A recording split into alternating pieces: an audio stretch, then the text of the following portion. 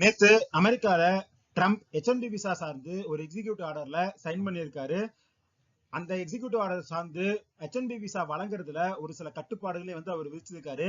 முதல்ல H1B visa அப்படிங்கிறது என்னன்னா, அமெரிக்கால இருக்கிற ஒரு கம்பெனி சயின்ஸ், டெக்னாலஜி, இன்ஜினியரிங் இந்த மாதிரி ஸ்பெஷலைஸ்டு வேலைகள்ல ஃபாரின்ல இருக்கிற ப்ரொஃபஷனல்ஸை எம்ப்ளாய் பண்ணலாம் அப்படிங்கிறதுக்காக இருக்கிற ப்ரோக்ராம் தான் H1B விசா ப்ரோக்ராம். ஆக்சுவலி இது மேக்சிமமா 3 இயர்ஸ்க்கு கொடுத்துட்டு இருந்தாங்க. அது இல்லாம இன்னொரு 3 இயர்ஸ் எக்ஸ்டென்ஷனும் இந்த H1B விசா மூலமா வழங்கப்பட்டு இருந்தது. இப்போ இந்த H1B விசா நீங்க அப்ளை பண்ணணும் அப்படின்னா இதுக்கு முன்னாடி $2000 $5000 நீங்க கவர்மெண்ட்டுக்கு பே பண்ணணும் அப்படின்னு இருந்தது. இப்போ இந்த எக்ஸிகியூட்டிவ் ஆர்டர் மூலமா அந்த பேமெண்ட்டை $100,000 இன்க்ரீஸ் பண்ணிருக்காரு. அதாவது இந்தியால இருந்து ஒரு எம்ப்ளாயிய ஒரு கம்பெனி யூஎஸ்ல போய் எம்ப்ளாய் பண்ணி வேலை பார்க்க வைக்கணும் அப்படின்னா அவங்க 90 லட்சம் கவர்மெண்ட்டுக்கு இப்ப பே பண்ணணும் அப்படின்னு சொல்லியிருக்காரு.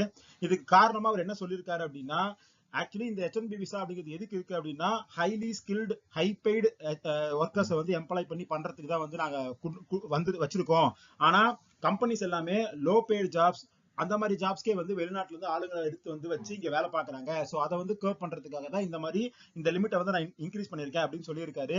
இதுல இந்தியா மேல இம்பாக்ட் அப்படிங்கிறது ரொம்ப அதிகமா இருக்கும் அப்படின்னு எதிர்பார்க்கப்படுது. ஏன்னா போன வருஷம் 71% H1B அப்ரூவல் இந்தியன்ஸ்க்கு தான் கொடுத்திருக்காங்க. சோ அதனால அமெரிக்கால இருக்கிற ஸ்டார்ட் அப் கம்பெனிஸ், சின்ன சின்ன கம்பெனிஸ் எல்லாமே இந்த மாதிரி ஃபாரின் டேலண்ட்டை அங்க வச்சு H1B விசா மூலமா ஒர்க் பண்ண வைக்கிறது அப்படிங்கிறது குறையும் அப்படின்னு சொல்லியிருக்காங்க.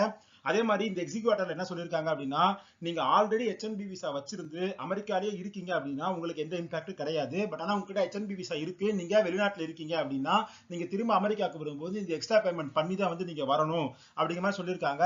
இந்த நியூஸ் இந்தியன் ஐடி கம்பெனிஸ்க்கு ஒரு நெகட்டிவா பார்க்கப்படுது. அமெரிக்கால லிஸ்டா இருக்கிற இன்ஃபோசிஸ் ஏடிஆர், விப்ரோ ஏடிஆர் இது ரெண்டுமே நேற்று கீழே விழுந்திருந்தது. ஸோ இதோட இம்பாக்ட் திங்கட்கிழமை இந்தியன் மார்க்கெட்ல இருக்கும். இந்தியன் ஐடி கம்பெனிஸ் கரெக்ட் ஆகிறதுக்கு சான்ஸ் இருக்கு அப்படின்னு எதிர்பார்க்கப்படுது.